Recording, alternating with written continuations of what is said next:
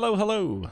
Perfidious Pete here, back to anoint a new champion and fling him into the furious folly of foraging in the foyers of Perfidious Manor in Darkest Dungeon. And yeah, that alliteration there was okay. It was bad. It was bad, I admit it. But F is a tough letter, man. There aren't that many F adjective noun combinations that you can get to outside of swearing. And not that I'm averse to swearing, because if you've watched any of my stuff, hey, I'm like a sailor, except who's really trying to color it up a little bit. I'm like a particularly angry sailor most of the time. But you gotta cut me some slack on the F adjective noun combinations. F is a tough letter. Plus, the day I really feel like I have to start keeping a thesaurus handy for an intro, yeah, that's probably the day I hang up my internet shoes. But digital footwear aside, let's get back to the whole anointing a new champion, because I did figure out who the Hamlet's new seeker is. It is, considering he's a plague doctor and male, which is weird. The guy's name was Roger before. So I'm guessing, call me crazy, I don't think I've ever met a lady named Roger. Not that names necessarily have to be assigned to a particular gender. Roger, though, you meet a Roger, he's usually a dude, unless you're using the word Roger as a noun, in which case it could go either way. But still, figured we got a male plague doctor. I'm gonna go with Patrick Mulligan, aka Toxin, aka Venom's grandchild, aka the misunderstood chaotic good rebel who plays by his own rules and throws off the shackles of his oppressive culture to be a good guy despite the fact that they're all bad. Yeah. And if you like, feel free to insert the obligatory Drizzt reference here if you're a Salvatore fan, because hey, it's appropriate. Toxin is basically the Drizzt of Venom symbiotes. Other than that, though, last episode, pretty unexciting. We killed some time, leveled up in a dungeon, and tried to grind a little XP for some of our low-level troopers, which actually didn't pan out because not a single one of them level. Although, I did get to torment Dick Grayson. Oh, you know what? A single one did level. It was Dick Grayson. And I got to torment him by forcing him to carry Batman's head into another dungeon, something which I always relish a pretty great deal. I don't know why I get a perverse laugh out of it every time. Probably because I'm a twisted little shit. But I have a feeling, we may be in for some similar stuff here. We got a bunch of level 2 troopers, and we are beyond the point where level 2 is really useful for us. And we got Patrick Mulligan, who's really good. We picked him up last episode. Clutch hitter, eagle eye, thick-blooded, wheeled tactician. He's curious, which admittedly is straight up dog shit. We will probably try and get rid of that after this mission. But we need to get some cash together because we're desperately broke. Cash means we probably are going to need an antiquarian, and I'm not taking an antiquarian in anything but the lowest of low-level dungeons, so let's take a look and see what's on the menu. Also, you guys got to go here. Just let's beat feet. All right, what do we got? A long mission for... Okay, I mean, that's interesting. Explore 90% of rooms on a long mission. Call me crazy. That's like the one thing I would not do. If it was 100% of room battles, maybe. What's in a cove? Complete 100% of room battles, but that's a short. This fetish is trash. But 3,000 gold and another opportunity for Buffy Summers to go in carrying the map and maybe, just maybe, find us the cash that we need. Can we put together a decent team? I mean, it's a short mission. It doesn't even have to be like a decent team, really. It could just be like a team. Not the A team, because we don't have a B.A. Baracus, a faceman, or the handsome and dashing Dirk Benedict to pull the faceman duty for us. I miss Dirk Benedict, man. Whatever happened to him? My God, he was Starbuck, man. Starbuck. I mean, sure, he's not as awesome as Katie Sackhoff, who did the reprise Starbuck, but still, Dirk Benedict was all right, man. Anyway, we're definitely taking Patrick Mulligan. So, Mulligan, I know one of your abilities is off.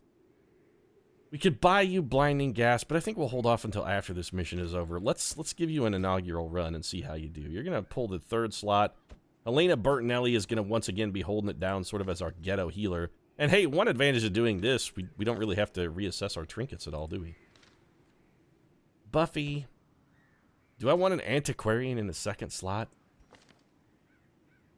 It doesn't really matter. For the antiquarian, it basically doesn't matter where they are. She can't heal out of this slot. Is that a problem? I'm not really sure. Protect Me works from anywhere. Well, let's get rid of Fortifying Vapors. If we're going to run her in slot 2, I mean, shit, we might as well.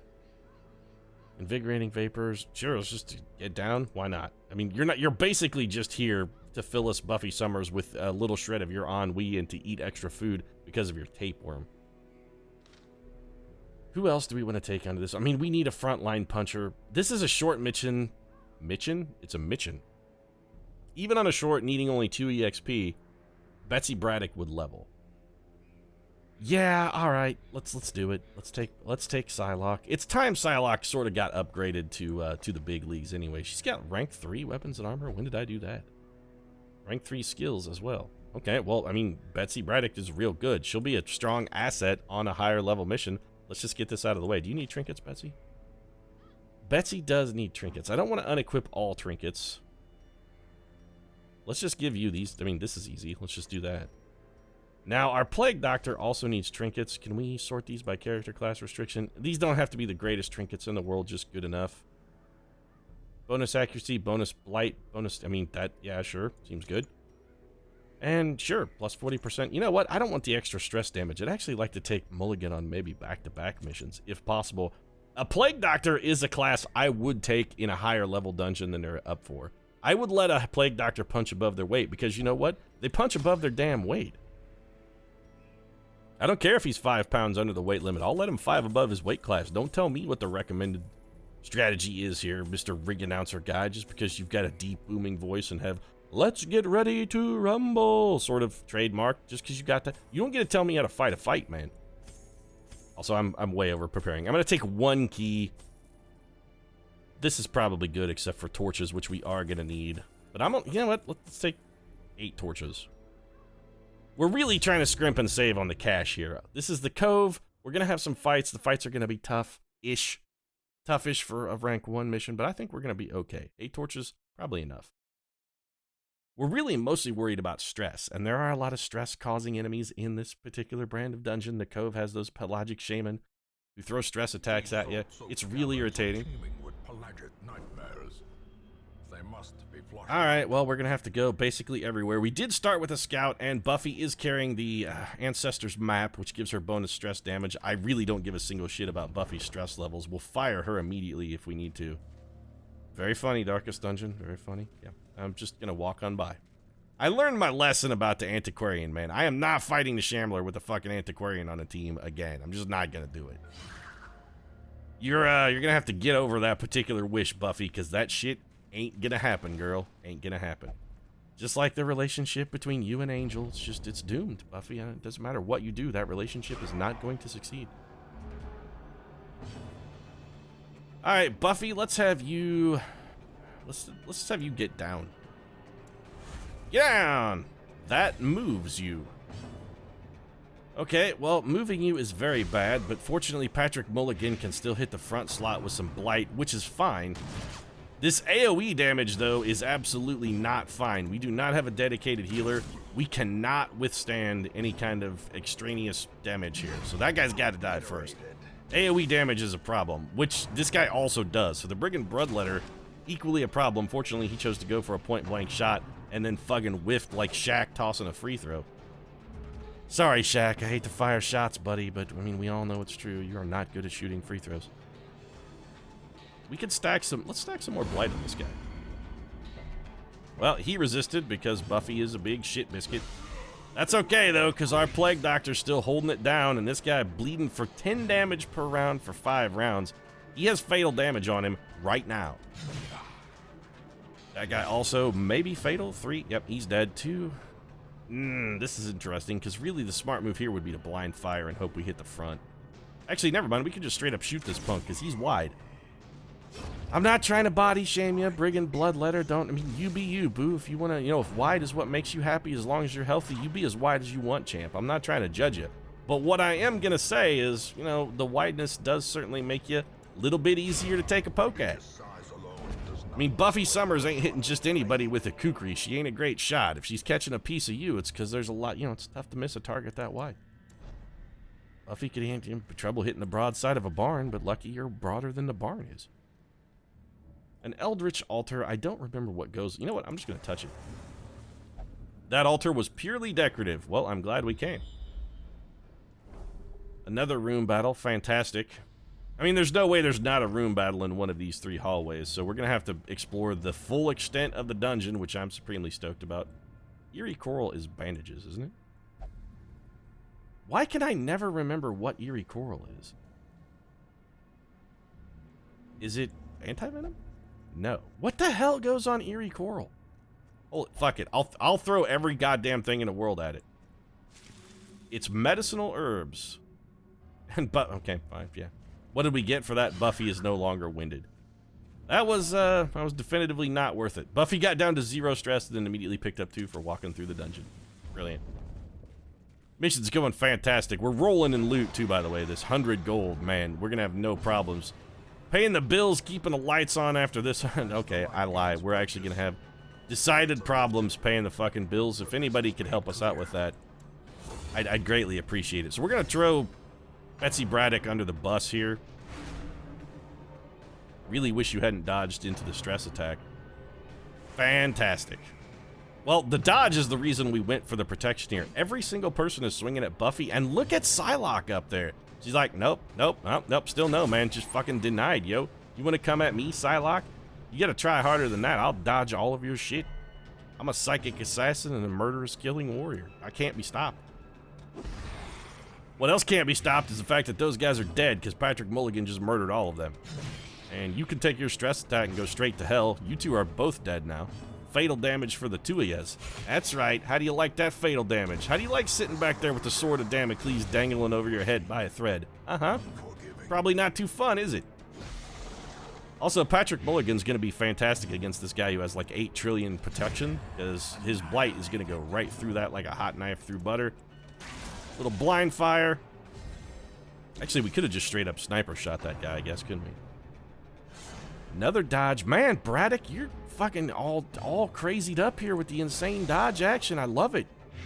We got to get Psylocke on more missions. This is what I was talking about earlier, man. She's a powerful force for amazing, awesome potential.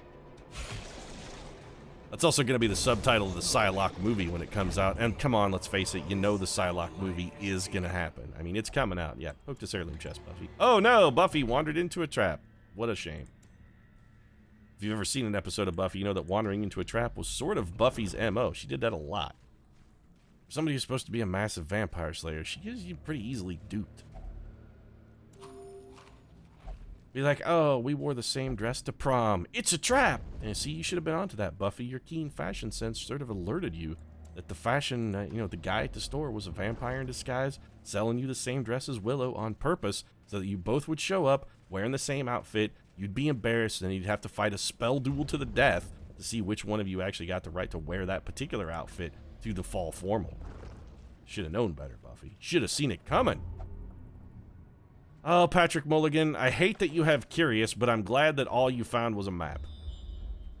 If you could get a critical scout here, by the way, that'd be brilliant. You did not. Alright, well, let's shovel our way through this. Another misfortune. So Buffy is the one who's supposed to be touching stuff, guys. Nobody but Buffy is supposed to be touching things. Our light level is a little lower than I'm comfortable with. This worked so well last time, I'm gonna try it again. We give the dodge buff to Betsy Braddock, who now has insane levels of dodge. Force her to protect and just see if she can pull it out. Ouch. Okay, we're taking some damage here. These guys do hit relatively hard. That's what we needed, the big old dodge. Huntress taking another one right to the face. She's getting boar speared here. Give me some solid blight damage. Mulligan delivering some good work from the start. Do we need to heal, or do we rather... I would rather kill. Kill before heal. These guys, we don't have to worry about how much damage they're doing if they're dead. So let's make them be dead. And I think both of those guys have fatal damage now. How much health have you got? You have 5. You're blighted for 5, so you are, in fact, dead. Let's do this again. Can we stack this dodge buff? Oh, plus 10 dodge. It's so good.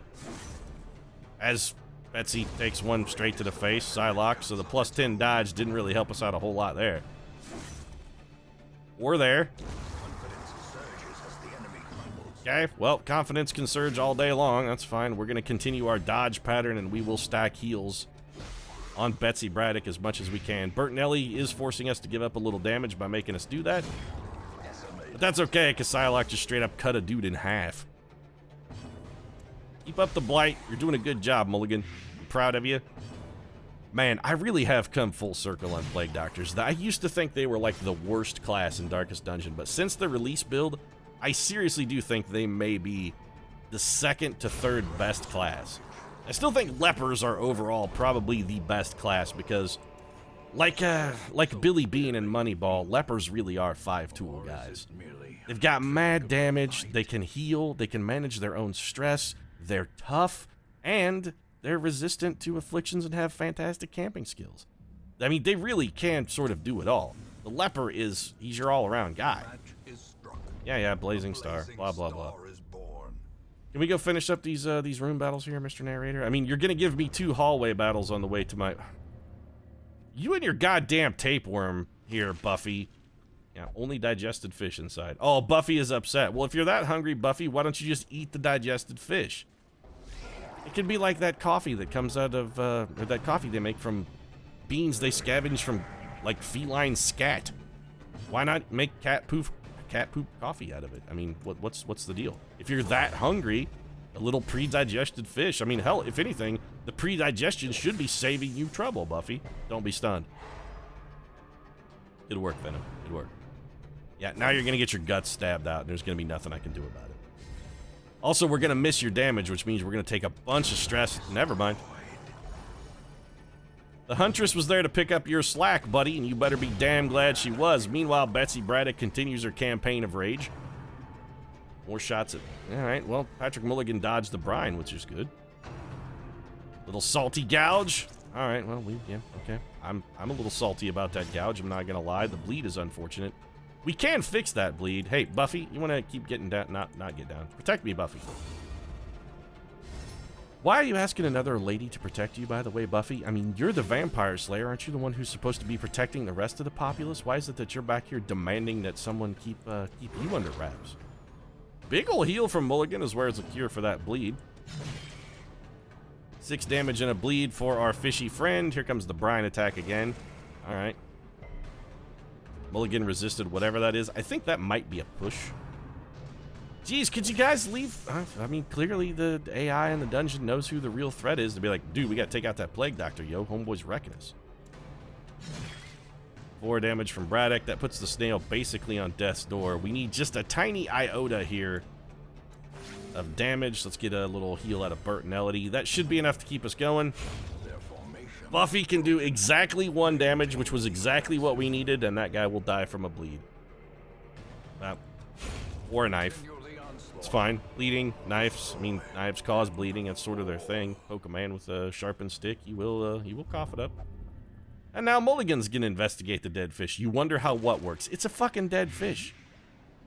How could you be curious about how it works? Also, how did you manage to get blighted, man? You're a plague doctor. It's like a cardiologist dying from a heart attack. You're like, shouldn't you have known better? I mean, that's sort of your bit. How are you supposed to give me advice on cardiac health when, you know, you're dying of a heart attack over here? Why am I listening to you? Why am I paying you? I'm confused. What's going on? Hallway battle. We have a thrall, which is a problem. We got to get that guy dead immediately, but we did get surprised, which is a bit of an advantage. 14 health. I think we have Buffy. Holy shit, Buffy, 7 damage. Pretty good. 9 damage out of Bertinelli. Okay, we're making some gains here. No, I'd really rather just hit the grouper. We're not going to get them all. We're just not. But we can get the thrall, which is the important thing, because if he explodes, that's going to be a catastrophic amount of damage to the entire party. Another stun. Oh, this time Patrick Mulligan resisted. Apparently you stun him once, shame on you. Stun him twice, still shame on you. But the 3rd time, he's had enough. He's not putting up with any more of that shit. Are you dead? 5. You're not quite dead. Somebody's going to finish you off. This... Go for a little heal here. Critical heal. Nicely done. Mulligan continues to carry his weight. Betsy Braddock takes a salty gouge. Managed to resist the bleed, which is nice. That guy beat us on a speed roll. I was not expecting that, but it doesn't matter. Because Betsy Braddock is all about the dodge. Give her a little heal just in case there's one more room battle than I expect. Buffy racks up another kill, and this man is dead from the blight. Also from the halberd that split him from head to toe. Wow, I mean, you can't really split someone from head to toe because, you know, people are naturally bifurcated right around the crotch region. We got a natural split there, but, you know, she could slit him from his guggle to his zatch, and she totally did. Also, if you get that reference, good for you. 13 clocks. Excellent book. Meanwhile, Patrick Mulligan picks up 50 gold thanks to his curiosity. We do have a room battle in here, so let's max the torch. We got one more torch and one more room. So, I mean, I like that math. Call of the Deep, huh? Not a stress attack. Interesting. That guy got a buff. What is it? Ooh, bonus damage, accuracy, and critical. Okay, I'm less a fan of that. Let's have Buffy cry out for help, then. Here comes the stress attack that we knew was coming. Alright, 15 strats for Bessie is not the end of the world. Please kill this man. Well, I mean, double effort, yet close. One damage shot. Rend for the old gods. Braddock's not having any of that shit. That's gonna get a kill for our little plague doctor and toss a blight on his little buddy back there. Go ahead and protect that guy all you want. I'm gonna kill you instead. Although that guy is buffed now, which is annoying. 9 damage. If we get to bleed, he's dead. Yeah, right. No more stress attacks out of that guy then. Alright, so the only thing the AI has left to throw at us now is damage. And I think we're gonna be, call me crazy, okay on that one. Because we did bring a Plague Doctor along, and this guy's ridiculous amount of protection is not really gonna be relevant. We're just gonna stack blights and bleeds on him till he crumbles under the weight. Honestly, Buffy, I think it's time you maybe took a hit this mission. Everybody else has taken one to the face. It's your turn. We could blind fire here. If we blind fire and it hits this guy, does it? No, he still gets in the way. Okay, you know, it's worth a shot. Also, actually, that blind fire may have just straight up hit that guy, now that I think about it. Maybe we learned nothing. Or the only thing that we learned is that we knew nothing. Maybe the only thing we learned is that we knew nothing. Got a kill? No. I actually kind of wish that guy would go so that he would be dead already. Can you take a turn? You're taking up all my moves. All right, well, fine. I'll throw 8 trillion damage at you so that this guy can live one more turn to take a stab at me. I guess your sacrifice was important so that Buffy Summers could take an extra 2 damage. I mean, 2 damage, come on, that's not even going to leave a scar that messes up her face for the fall formal. And now she and Willow are still going to have that spell battle to the duel because they both show up in the same little black dress. Could have saved her that pain, but you didn't. Also, we have one more room battle. So, every room in this dungeon, fantastic. On the plus side, we got a lot of scouting. I'm starting to think the Ancestors map, I mean, it's borderline non-negotiable for an antiquarian run. We got plenty of food. Let's get rid of some of this food. I don't want to get rid of all of it because there is a non-zero chance we get a hunger prompt between here and the end of the dungeon. We do need to get rid of something, though. Well, we don't really need that key. Although it does have the highest resell value. Let's just burn the torch. If we're fighting in slightly suboptimal light in the last room, you know, it's not the end of the world. I'm going to have Betsy go for the disarm here for the stress relief. We have very minimal stress coming. See? I forgot about the tapeworm. Packs full of steel and war. Yep. Buffy. I hate you a lot. That's all I'm going to say, Buffy. Wealth beyond measure. Yeah, and 2 food that you could have really used a minute ago, huh? Nah, thanks for trolling me, Darkest Dungeon. I appreciate it. Be like, oh, we talking about this food over here? What? Oh, no. You mean, what, just because you haven't eaten in 3 weeks, you think I should give you a sandwich? What is this, charity hour? Also, if you have a sandwich, you know somebody who hasn't eaten in 3 weeks, give him the goddamn sandwich. Don't be an asshole. The guy hasn't eaten in 3 weeks. He's dying of starvation. Give him the sandwich. Spare a man a sandwich. Please stop stunning my Plague Doctor. He's all of our damage. Well, except for the 5 that Buffy chips in every now and then. I want you dead. Before you get guarded and that guy starts healing you and you're healing that guy while he's guarding you and you see how this is a slippery slope that puts us in a bad spot. Barnacle barrier. Okay. You're guarding the Shocker. Would not have expected that. Also, don't really care. Gonna kill this man. You want to guard that Shocker? Knock yourself out. I will throw this at that man and make you step in front of it. I'm going to make him work for that dodge. I'm not just going to give it to him and be like, fine, he's guarding, we have to hit that guy. I'm going to make him earn it. So I'm going to make you earn this shot to the face. Bleeding, but not enough to get the kill. Here comes a little salty gouge. Once again, Betsy Braddock has proved herself to be basically unhittable. You're going to die from the bleed now, though, aren't you? Yeah, Buffy got it done. Alright, keep stepping in front of it, Mr. Octocestus Guard Bot. That's fine. It's time for Buffy to take her damage. Yeah, take your share, Buffy. Everybody's gonna pull their own weight. Stop stunning my plague doctor, you dick face. Alright, Squid Boy. I've had enough of your shit, Mr. Squid. Straight up enough of your nonsense. Your nonsensical shenanigans. I'm not gonna put up with that anymore. This guy's dead, right? He's bleeding for 3. He's got 2 health. He's definitely dead. Let's throw a bleed attack at this guy, and we can make this guy jump in front of it. He is dead on his next go, which is now. I'm gonna heal just in case. Just in the event that this guy pulls a big critical or something on his turn. If he beats us on a speed roll and criticals. See? That heal could have saved a life if he had thrown that at our plague doctor and then, you know, he'd gotten criticaled. Old Patrick Mulligan would have never had a chance to bond with the toxin symbiote and get into all kinds of fun alien shenanigans because he'd have been straight up dead. Actually, the story for that one, the toxin symbiote actually jumped inside of him before it was fully formed because, what's Venom's other kid's name? Carnage. Carnage was like, I don't want to be pregnant, blah, blah. It's some kind of like body horror issues going on, which is weird considering he's a giant red slathering alien, but, you know, body horror is body horror, I guess. I leave it to you to try and explain that one. I didn't write it. Anyway, he's got some weird issues, so he, like, takes the toxin symbiote when it's borning, and he, like, buries himself in the dirt, and then because he doesn't want to have the kid, he implants it in a human right away and runs away to come back and kill it later. Except the human's a good guy, and so Toxin is also sort of a good... It's a really weird storyline. Very Drizzt doer than knowing that he's the good-looking, chaotic, good rebel who wants to throw off the shackles of his other kind. Be like, I don't want to be evil, Venom. I don't want to be evil, Carnage. I want to be my own man. I'm going to be a good guy. Meanwhile, as Venom and Carnage just putting their faces in their palms, shaking their hand, be like, whatever, son. You know what? I guess you got to find your own path in this life. They give you that look that your parents always give you when they know you're doing something fucking monumentally stupid, but that you're not going to be convinced that you're doing something monumentally stupid. Yeah, you know that look. We've all gotten that look. Buffy is robust, which replaced nymphomania. Sorry about your libido, Buffy, but 15 to 0. This may be a very special episode of Buffy we're looking at right here. Buffy used to be a nymphomaniac, but now she's robust, thanks to an injection of penicillin that cured Buffy from an unfortunate sexually transmitted infection.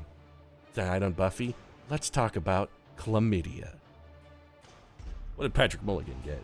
Well, he's mercurial, which I don't give a shit about, and he's a cave scrounger, which, I mean, is alright, I guess. Neither of those things is really relevant. -5 virtue chance? Meh. Hey, Superman finally came back from Krypton. You know what, Clark? You should have fucking stayed gone. We'd have all been happier. Buffy is now level 3. Betsy Braddock is also level 3. Which sort of means I think it's time to fire Buffy. I don't really want a level 3 antiquarian. Am I going to want to take an antiquarian into a medium level dungeon? I mean, the answer to that question is sort of like a loud and resounding hells no, Pete. Hells no. I really don't. Man, Robbie Baldwin, we gotta get you some upgrades, buddy. Your gear is crap. Anyway, I got distracted. Clark, we wish you had all stayed gone. We hate you, Superman. You suck forever. And I'm gonna wrap it up having, as my contractually obligated, delivered insult to Superman. If you enjoyed the episode, feel free to drop a like down in the comment section. Of course, your support does really mean a lot. And if you'd like to see more Darkest Dungeon action, consider subscribing as well. Post new episodes of Darkest Dungeon every Tuesday, Thursday, and Saturday. And I think maybe next episode, it's going to be time to whip out the old level 5 crew and see exactly what they can do. We'll show Superman who really is super, and that it is in fact not Superman. But that'll happen in the future. Right now, thanks for watching. I'll see you again soon.